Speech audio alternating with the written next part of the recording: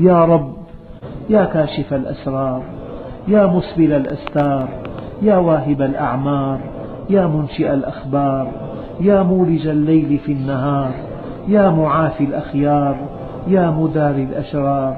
يا منقذ الأبرار من النار والعار، جد علينا بصفحك عن زلاتنا، كن لنا وإن لم نكن لأنفسنا، لأنك أولى بنا، متعنا بالنظر إلى وجهك، لا تهجرنا بعد وصلك، لا تبعدنا بعد قربك،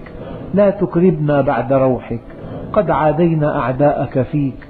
فلا تشمتهم بنا لتقصيرنا في حقك، ولينا أصفياءك لك، فلا توحشنا منهم لسهونا عن واجبك، ما رزقتنا مما نحب فاجعله عونا لنا فيما تحب، وما زويت عنا ما نحب فاجعله فراغا لنا فيما تحب، اغفر للمؤمنين والمؤمنات والمسلمين والمسلمات الأحياء منهم والأموات،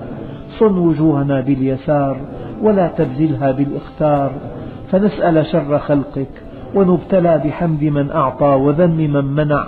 وأنت من فوقهم ولي العطاء، وبيدك وحدك خزائن الأرض والسماء. اللهم إنا نعوذ بك من الخوف إلا منك،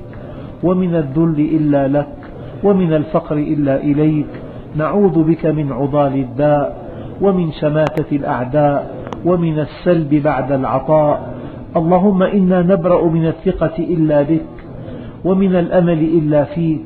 ومن التسليم إلا لك، ومن التفويض إلا إليك، ومن التوكل إلا عليك، ومن الطلب إلا منك، ومن الرضا إلا عنك، ومن الصبر إلا على بلائك. نسألك خفايا لطفك، وفواتح توفيقك، ومألوف برك، وعوائد إحسانك، وجميع سترك، وروح قربك، وجفوة عدوك. اللهم احرسنا عند الغنى من البطر، وعند الفقر من الضجر، وعند الكفاية من الغفلة، وعند الحاجة من الحسرة، وعند الطلب من الخيبة، وعند المنازلة من الطغيان، فإنه لا عز إلا في الذل لك، ولا غنى إلا في الفقر إليك، ولا أمن إلا في الخوف منك. اسقنا الغيث